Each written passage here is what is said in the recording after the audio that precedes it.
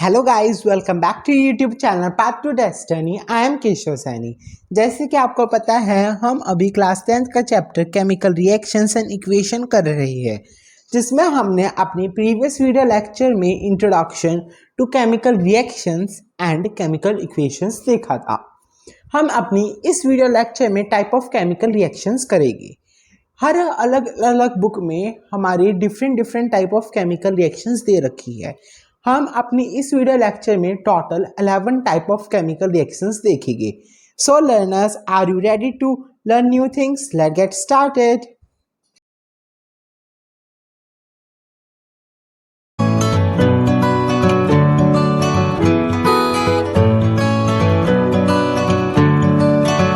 हम अपना video start करते हैं टाइप ऑफ केमिकल रिएक्शन से। हमारा first type of chemical reaction है कॉम्बिनेशन रिएक्शन। कॉम्बिनेशन रिएक्शन को समझने के लिए हम सिंपली कहते हैं कि अगर हमारे पास एक सब्सटेंस है ए और दूसरा सब्सटेंस है बी, जब हमने सब्सटेंस ए और बी को रिएक्ट करा दिया और इनसे हमें मिल रहा है एक नया सब्सटेंस जो कि है हमारा ए बी, ये हमारा कॉम्बिनेशन रिएक्शन होगा। अब कोई भी रिएक्शन हो जिसमें ये वाला फॉर्मेट हमारा फॉलो हो रहा हो, उसे हम कॉम्बिनेशन रिएक्शन कह सकते हैं। ठीक है, अब हम पहले देखते हैं हमारी डेफिनेशन के पास हमारे लिए क्या है और फिर हम इसके एग्जांपल्स देखेंगे। हमारी डेफिनेशन क्या कहती है? हमारी डेफिनेशन कहती है when two elements or one element and one compound or two compounds combine to give one single product is known as combination reaction। ये हमारा थोड़ा घुमा फिरा के दे रखा है। हम सिंपली कह सकते हैं when two or more substance combine to form a single substance is called combination reaction। ठीक है, अब हम कॉम्बिनेशन रिएक्शन के एग्जांपल्स देखते हैं। हमारा फर्स्ट एग्जांपल तो हमने अपनी फर्स्ट वीडियो में भी देखा था, Mg plus O2 give us MgO। हमने इसमें क्या देखा? हमारा मैग्नीशियम और ऑक्सीजन मिक्स होके हमें मैग्नीशियम ऑक्साइड दे रहा है। यहाँ पे मैंने इस रिएक्शन को बैलेंस कर दिया। आप कंफ्यूज मत होना कि यहाँ पे Mg के आगे 2Q लिख दिया और MgO के आगे 2Q लिख दिया। ये बैलेंसिंग हमारा एक पूरा डिफरेंट कॉन्सेप्ट है जो कि हम एंड में जाके देखेंगे। तो हमने इसमें क्या देखा? हमने इसमें देखा कि मैग्नीशियम और ऑक्सीजन जो कि हमारे डिफरेंट एलिमेंट है, मिलके हमें दे रहे हैं मैग्नीशियम ऑक्साइड, जो कि हमारा एक होल न्यू कंपाउंड है। ठीक है, फिर हम इसका एक और एग्जांपल देख लेते हैं। इसका दूसरा एग्जांपल क्या ले सकते हैं? इसका दूसरा एग्जांपल लेते हैं। चलो, हमने हाइड्रोजन और ऑक्सीजन का रिएक्शन करा दिया जिससे हमें मिला H2O। इसमें हम क्या देख रहे हैं? इसमें हम देख रहे हैं कि हाइड्रोजन जो कि H2 है वो उसकी प्रॉपर्टी अलग होती है। ऑक्सीजन जो कि हमारी एयर में प्रेजेंट होती है, जिसे हम इनहेल करते हैं, जिससे हम रेस्पिरेशन करते हैं, इसकी प्रॉपर्टी अलग है। पर ये दोनों गैसेस मिलकर हमें एक लिक्विड दे रही है जो कि है वाटर। वाटर हमारा एक बहुत ज़्यादा इम्पोर्टेंट सब्सटेंस कह सकते हैं जो कि हमारा अर्थ पे है। It is a magical substance. ठीक है, तो हम क्या कह रहे हैं कि हमारे हाइड्रोजन और ऑक्सीजन मिलके हमें वाटर दे रहा है। वाओ! अब हम इसका एक और एग्जांपल देख लेते हैं। इसका हम अब थोड़ा हार्ड एग्जांपल देखते हैं, स्लेट लाइम वाला। ठीक है, तो हमने क्या करा? हमने CaO ले लिया, विच इज कैल्शियम ऑक्साइड, जिसे हम क्विक लाइम भी कह देते हैं।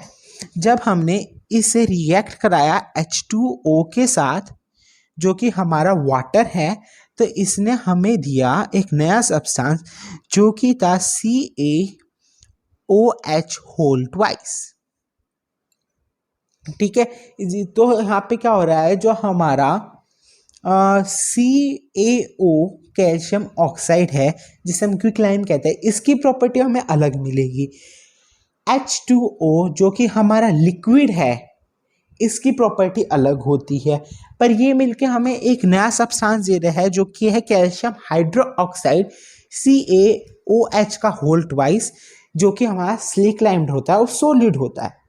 तो हम यहाँ पे देख रहे हैं कि बेसिकली फॉर्मेट वही है कि दो सब्सटेंस मिलके हमारा एक सिंगल सब्सटेंस बना रहा है। तो ये क्या हो गया, ये हमारा हो गया कॉम्बिनेशन रिएक्शन।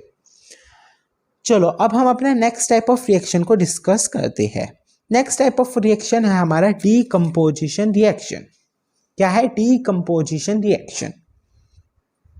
डीकम्पोजिशन रिएक्शन को हम कैसे समझेंगे? डीकम्पोजिशन रिएक्शन को हम समझते हैं सेम फॉर्मेट के साथ जैसे हमने पहले समझा था। हमारे पास एक सब्सटेंस है ए बी, ठीक है, ए बी सब्सटेंस है और यहाँ पे क्या हुआ, ए बी सब्सटेंस को हमने कुछ हीट प्रोवाइड कर दी या हमने उसे डिकम्पोज करने की कोशिश करी, वो दो सब्सटेंस में स्प्लिट हो गया ए एंड बी। तो इस टाइप के रिएक्शन को हम क्या कह देते हैं, डिकम्पोजिशन रिएक्शन कह देते हैं। हम बेसिकली कह सकते हैं it is a reverse of combination reaction. ये तो कॉम्बिनेशन रिएक्शन का रिवर्स ही तो हो रहा है, तो ये हमारा डिकम्पोजिशन रिएक्शन है। in a normal language we can say a reaction in which compound is split up into two or more simpler substance। ठीक है, एक ऐसा रिएक्शन जिसमें एक सब्सटेंस एक या एक से ज़्यादा सब्सटेंस में टूट रहा है, वो है हमारा डिकम्पोजिशन रिएक्शन। अब हम देखते हैं हमारी डेफिनेशन हमें क्या बताती है। Decomposition reaction, splitting of compound into two और मोर सिंपलर प्रोडक्ट्स।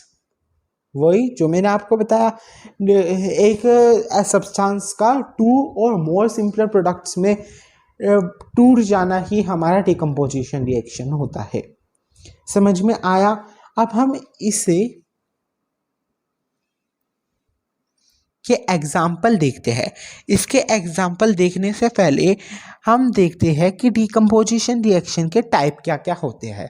एग्जाम्पल जो होते हैं वह हम टाइप के हिसाब से ही देखेंगे, जिससे आगे जाके हमें समझने में प्रॉब्लम ना आए। ठीक है, तो हमारा फर्स्ट टाइप होता है इसका थर्मोलाइसिस और थर्मोलाइटिक डिकम्पोजिशन। अब ये क्या होता है, थर्मोलाइटिक डिकम्पोजिशन होता क्या है?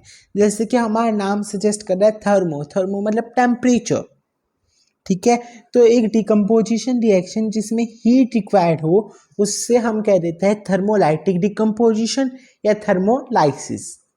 ठीक है, इसका हमारा एग्जाम्पल क्या है? इसका हमारा एग्जाम्पल है thermal decomposition of HgO। HgO क्या होता है? अब हमारा Hg मतलब मर्क्यूरी और O ऑक्साइड। तो जब हमारा HgO होता है, जब हमारा HgO होता है और इसमें हम हीट प्रोवाइड करते हैं, हीट के लिए हम ट्राइंगल साइन का इस्तेमाल कर लेते हैं रिप्रेजेंट करने के लिए।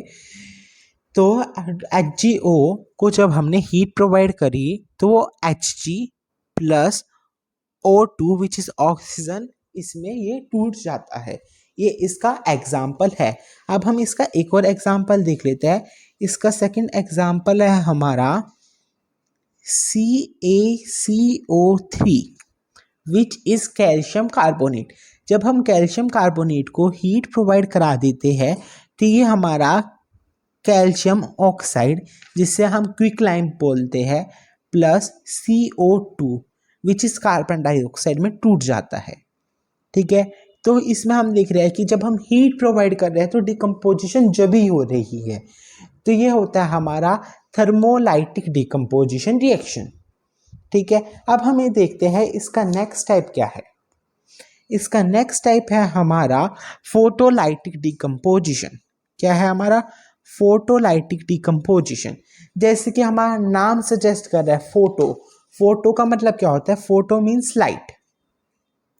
तो ऐसी डिकम्पोजिशन जो कि लाइट की वजह से हो रही हो वो है हमारी फोटोलाइटिक डिकम्पोजिशन। ठीक है, so decomposition reaction which require light is known as photolytic decomposition. अब हम इसका एग्जाम्पल देखते हैं जो कि है फोटोलाइटिक डिकम्पोजिशन ऑफ H2O2। अब आप कहोगे सर H2O2 क्या होता है? H2O2 मीनिंग होता है हाइड्रोजन पेरी ऑक्साइड। जब हम H2O2 का डिकम्पोजिशन करते हैं, H2O2 का डिकम्पोजिशन करता है तो हमारा H2 plus O2 hydrogen and oxygen में टूट जाता है। तो ये हमारा हाइड्रोजन पेरिऑक्साइड एक एग्जाम्पल हो गया हमारा। अब हम इसका एक और एग्जाम्पल देख लेते हैं, सिल्वर क्लोराइड। क्या है? Silver is Ag and chloride is Cl। जब हम सिल्वर क्लोराइड का डिकम्पोजिशन करते हैं, लाइट प्रोवाइड करा देते हैं जब उससे हम, तो डिकम्पोजिशन हो जाता है सिल्वर और क्लोराइड में। ठीक है, तो हम देख रहे हैं सिल्वर क्लोराइड डिकम्पोज हो रहा है फोटोलिटिक डिकम्पोजिशन रिएक्शन की वजह से हमारा सिल्वर और क्लोरीन में। ठीक है, अब हम इसका थर्ड टाइप देख लेते हैं। अब हम क्या देख लेते हैं? अब हम इसका थर्ड टाइप देख लेते हैं। Third and the last type is electrolytic decomposition और इलेक्ट्रोलाइसिस। क्या है हमारा? इलेक्ट्रोलाइटिक डिकम्पोजिशन और इलेक्ट्रोलाइसिस। देखो, इलेक्ट्रो मतलब इलेक्ट्रिसिटी, कहते हैं ना इलेक्ट्रिसिटी नाम से ही पता चल रहा है।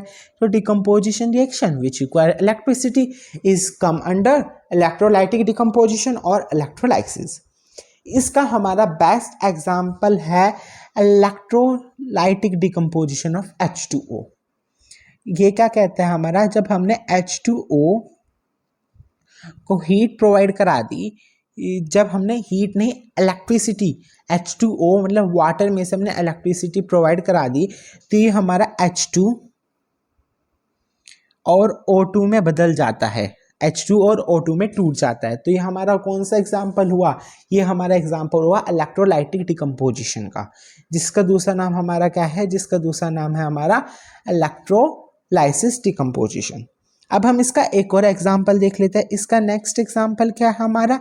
जब हम सोडियम क्लोराइड में से इलेक्ट्रिसिटी पास करा देते हैं, तो वो सोडियम और क्लोरीन गैस में तोड़ देता है। ठीक है, तो ये सोडियम क्लोराइड क्या हो गया हमारा? ये हमारा एक इलेक्ट्रोलाइटिक डिकम्पोजिशन रिएक्शन हो गया। और हमें अब आप लोगों को यहाँ पे ऊपर लिखना पड़ेगा इलेक्ट्रिसिटी। मैंने तो यहाँ पे लिखा नहीं है, मैं तो आप लोगों को बस बता रहा हूँ, पर आप अगर आंसर शीट में या टेस्ट में लिख रहे हो तो आपको ऊपर इलेक्ट्रिसिटी, हीट और लाइट लिखना पड़ेगा। ठीक है, तो ये तो हमारा हो गया डिकम्पोजिशन रिएक्शन। अब हम अपने नेक्स्ट रिएक्शन की तरफ बढ़ते हैं, जो कि है हमारा डिस्प्लेसमेंट रिएक्शन। जब हम डिस्प्लेसमेंट रिएक्शन कह रहे हैं, तो डिस्प्लेसमेंट रिएक्शन से हमारा मतलब होता है सिंगल डिस्प्लेसमेंट रिएक्शन। अब इसका मतलब क्या हुआ सर? इसका मतलब हम ले लेते हैं, जब हमने A और B हमारा एक सब्सटेंस था, जब हमने इसे C के साथ रखा, तो ये हमारा चेंज हो जाता है in the form of AC plus B। ये है हमारा सिंगल डिस्प्लेसमेंट रिएक्शन।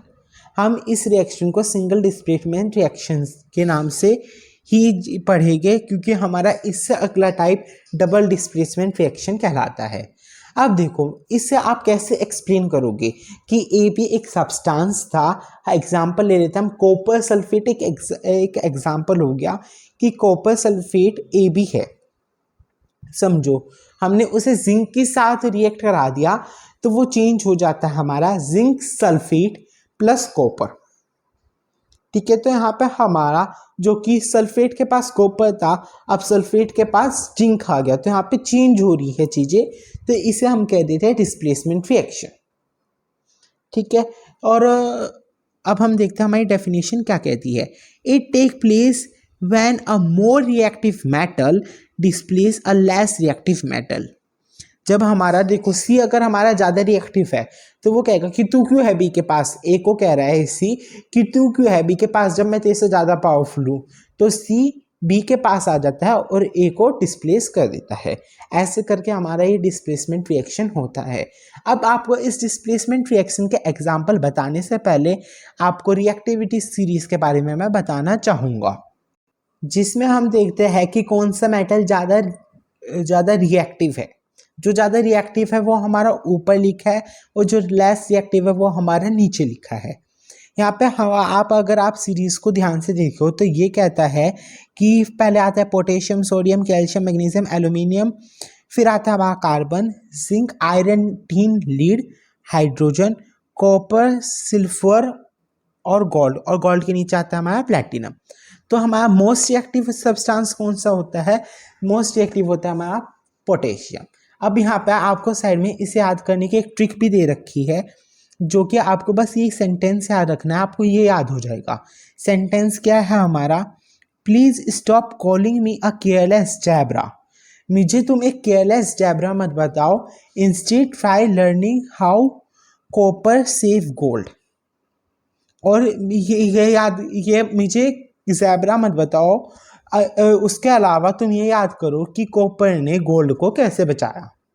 तो इसमें क्या होता है कि जो हमारा प्लीज का पी है उससे हमारा पोटेशियम आ गया, एस से सोडियम आ गया, सी ए से कैल्शियम आ गया, एम से मैग्नीशियम आ गया, ए से एल्यूमिनियम आ गया, केयर से कार्बन आ गया, फिर जेड से जिंक आ जाता, आई से आयरन आ गया, टी से टीन आ गया, एल ई से लीड आ गया, एच से हाइड्रोजन आ गया, कॉपर, एस से सिल्वर, गोल्ड, और इसके नीचे हमारा प्लेटिनम होता है, जो कि याद करना इतना इंपॉर्टेंट नहीं है, इसके अधिकतर रिएक्शंस हमें मिलते नहीं हैं। पर आपको अगर डिस्प्लेसमेंट रिएक्शन अच्छे से समझना है तो आपको यह पूरी रिएक्टिविटी सीरीज टिप पे याद होनी चाहिए, ठीक है।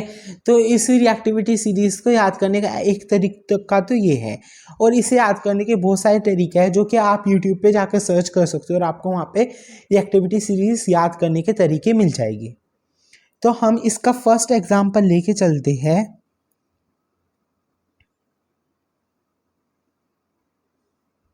इसका हम फर्स्ट एग्जाम्पल लेके चलते हैं। जैसे कि मैंने आपको बताया था, जब हमने कॉपर सल्फेट, इसमें एक बार और अच्छे से लिख देता हूं, कॉपर सल्फेट को जब हमने जिंक के साथ रिएक्ट करा तो हमें क्या मिल रहा है? हमें मिल रहा है जिंक सल्फेट प्लस कॉपर। तो इससे हमें क्या पता चलता है? इससे हमें पता चल रहा है कि जो हमारा जिंक है is more reactive than copper. और ये हमें कहाँ से पता चला? हमें ये पता चला रिएक्टिविटी सीरीज से। कैसे? जो जिंक है वो हमारी रिएक्टिविटी सीरीज में ऊपर आ रहा है, पर जो कॉपर है वो हमारा नीचे आ रहा है। तो इससे हमें पता चल जाता है कि कौन सी चीज डिस्प्लेस करेगी। कभी कभार ऐसा हो जाता है कि आपको क्वेश्चन ये दिया होता है और कह देंगे कि इसका डिस्प्लेसमेंट रिएक्शन करो, पर ये तो पहले से ही डिस्प्लेस हो रही है, तो वहाँ पे कोई रिएक्शन होता नहीं है। तो ये ट्रिकी क्वेश्चंस कई बार एमसीक्यू फॉर्म में भी पूछ लिए जाते हैं। तो इसलिए आपको रिएक्टिविटी सीरीज याद करना बहुत इंपॉर्टेंट है, और ये हमारा सिंगल डिस्प्लेसमेंट हो जाता है। अब जैसे कि ये नाम सजेस्ट कर रहा है सिंगल डिस्प्लेसमेंट, और नेक्स्ट हमारा टाइप ऑफ रिएक्शन है डबल डिस्प्लेसमेंट। तो इसमें क्या होगा? इसमें हमारी डबल डिस्प्लेस होगी, चीज़ें जो होगी वो दो बार डिस्प्लेस होगी। जिससे कि हमारा एक सब्सटेंस था AB और एक था हमारा CD। जब हमने AB और CD को रिएक्ट कराया तो हमें एक सब्सटेंस मिला जो कि था हमारा AC और TB, ठीक है। तो ये कुछ स्पेशल कंडीशंस बन जाती है जिसे हम डाल देते हैं, जिसमें दो बार डिस्प्लेसमेंट हो रही है डबल डिस्प्लेसमेंट रिएक्शन के अंदर। तो अब हम देखते हैं हमारी डेफिनेशन हमें क्या बताती है। Reaction in which ions are exchange between two reactants form new components are called double displacement reaction.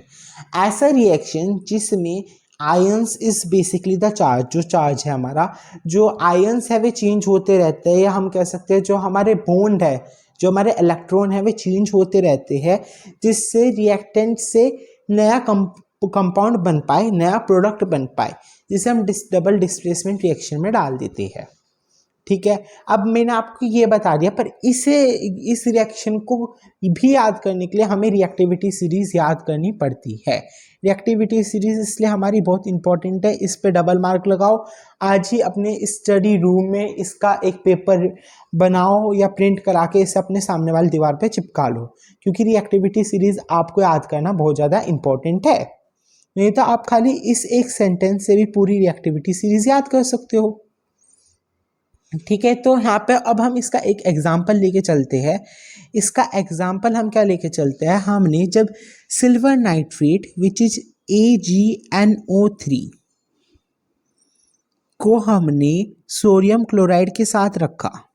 अब हमें इसमें क्या पता चलता है, इसमें हमें पता चल रहा है कि जो हमारा Ag है, Ag हमारा होता है, क्या होता है हमारा Ag हमारा होता है गोल्ड। तो जो हमारा गोल्ड है वो नीचे है, सबसे नीचे है, और जो हमारा Na है, Na हमारा सबसे ऊपर होता है, सोडियम सेकेंड नंबर पे होता है। तो ये इसे डिस्प्लेस करेगा बेसिकली, तो ये क्या बन जाता है Na, ये बन जाएगा NaNO3 प्लस AgCl। ठीक है, तो ये हमारा क्या हो गया, ये हमारा डबल डिस्प्लेसमेंट रिएक्शन हो जाता है। अगर आपको खाली ये भी दिया है तो हम आगे का रिएक्शन कर सकते हैं रिएक्टिविटी सीरीज की मदद से। तो आपको रिएक्टिविटी सीरीज याद करनी ज़रूरी हो जाती है। ये हमारा डबल डिस्प्लेसमेंट रिएक्शन होता है। अब हम इसका एक और एग्जाम्पल देख लेते हैं। नेक्स्ट हमारा एग्जाम्पल किसका है, नेक्स्ट एग्जाम्पल हम ले लेते हैं लीड नाइट्रेट का। लीड को हम कहते हैं Pb और नाइट्रेट होता है हमारा NO3 का whole twice. This is the formula of lead nitrate. जो फॉर्मूला बनाने की ट्रिक है वो आपने क्लास 9 में पढ़ी होगी। फिर हम ले लेते हैं पोटेशियम आयोडीन। क्या ले लेते हैं, पोटेशियम आयोडीन ले लेता है। तो इससे एक रिएक्शन होता है जिससे हमारा लीड आयोडीन बन जाता है और एक हमारा बन जाता है पोटेशियम नाइट्रेट। ये हमारी रिएक्शन है। अब ये रिएक्शन हमारी खाली डबल डिस्प्लेसमेंट रिएक्शन नहीं है, ये रिएक्शन हमारी एक प्रिसिपिटेट रिएक्शन भी है। इसमें यहाँ पे हमारा एक प्रिसिपिटेट भी बन रहा है विच इज Pb2। तो ये हमारी डबल डिस्प्लेसमेंट रिएक्शन के साथ साथ हमारी एक प्रिसिपिटेट रिएक्शन भी होती है। प्रिसिपिटेट रिएक्शन को हम अपने आगे वीडियो में कंटिन्यू करेंगे, पर बस आपको याद रखना है कि हमारा जो Pb है, हमारा Pb क्या होता है, Pb इज लीड। Pb हमारा लीड है, और लीड और K क्या होता है, K इज द पोटेशियम। तो पोटेशियम ऑब्वियसली पोटेशियम ज़्यादा पावरफुल है, तो जो पोटेशियम होता है वो लीड को हटा देता है, और लीड को कहाँ जाना पड़ेगा, फिर लीड को तो यहीं पे आना पड़ेगा। तो ऐसे करके हमारी डबल डिस्प्लेसमेंट रिएक्शन होती है। अब हम अपनी नेक्स्ट टाइप ऑफ रिएक्शन करते हैं विच इज प्रिसिपिटेट रिएक्शन। जैसे कि आपको पता है कि प्रिसिपिटेट क्या होता है, precipitate it is an insoluble compound. और अगर किसी रिएक्शन में वो इनसॉल्यूबल कंपाउंड बन रहा है, वो प्रिसिपिटेट बन रहा है, तो हम उसे प्रिसिपिटेट रिएक्शन में डाल देते हैं। इसका एग्जांपल हमने अभी देखा था, जो कि हमारा है PbNO3 का whole twice which is lead nitrate plus 2Kl which is potassium iodine. अगर हम लीड नाइट्रेट और पोटेशियम आयोडीन का रिएक्शन कराते हैं तो हमें लीड आयोडीन और पोटेशियम नाइट्रेट मिलता है। ये हमारा हो जाता है डबल डिस्प्लेसमेंट रिएक्शन के साथ साथ प्रिसिपिटेट रिएक्शन। अब हम प्रिसिपिटेट रिएक्शन का एक और एग्जांपल देखते हैं। तब हम इसका दूसरा एग्जांपल देख रहे थे, वो एग्जांपल है हमारा जब हम copper,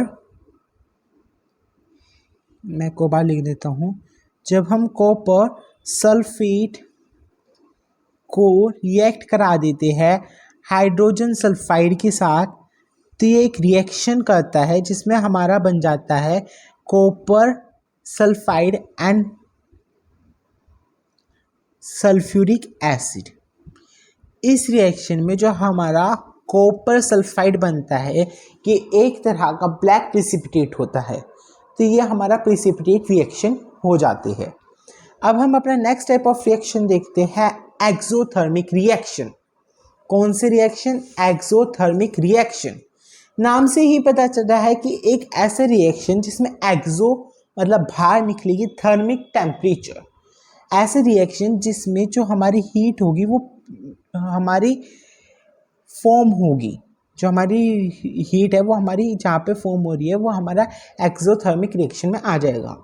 reaction which produce energy call the exothermic reaction.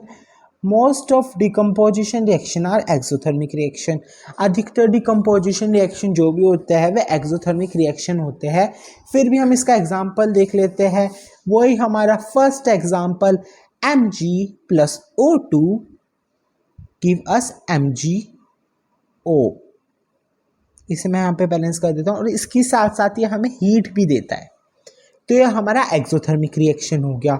तो एक्सोथर्मिक रिएक्शन इतना हार्ड नहीं है और ये इतना इम्पोर्टेंट भी नहीं है, फिर भी कुछ बुक्स में मेंशन है, इसलिए मैंने आपको एक्सोथर्मिक रिएक्शन बता दिया।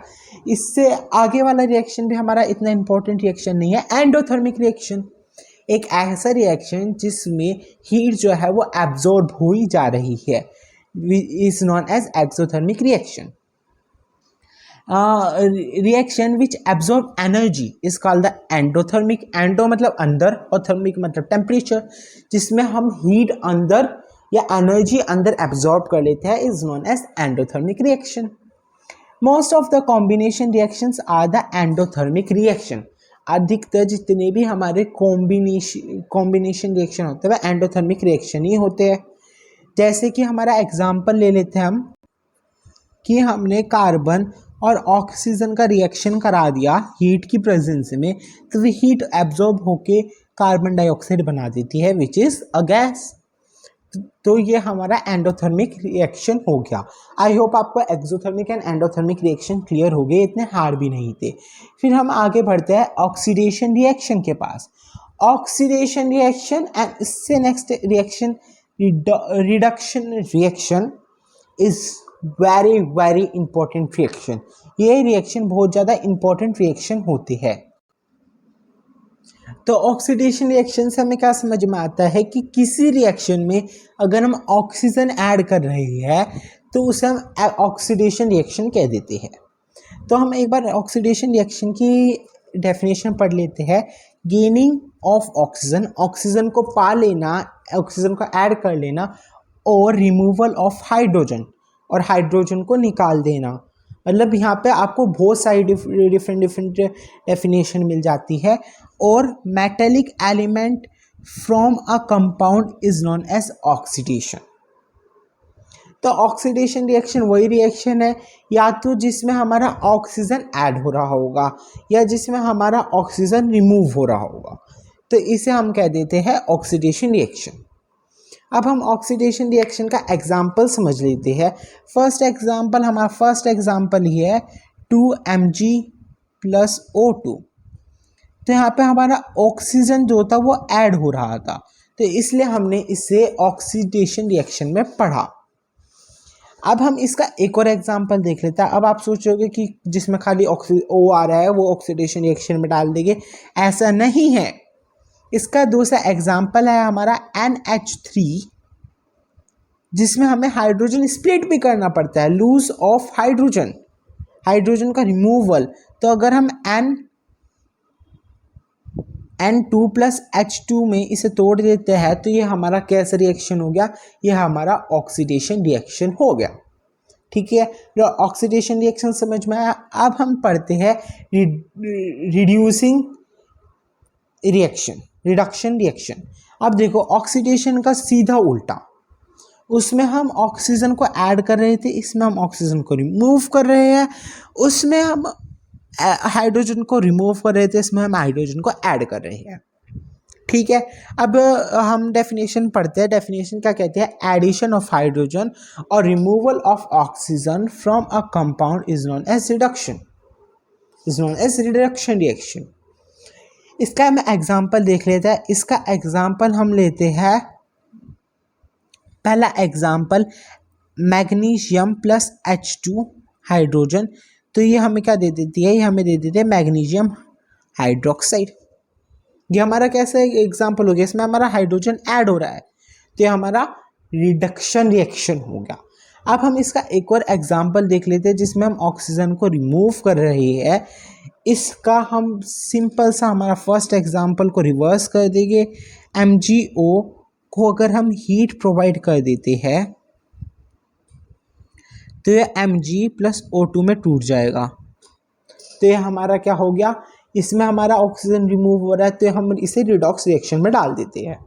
सिंपल सी बात है। अब हम एक रिएक्शन देखते हैं जिसे हम कहते हैं रिडॉक्स रिएक्शन। क्या कहते हैं हम? Redox reaction.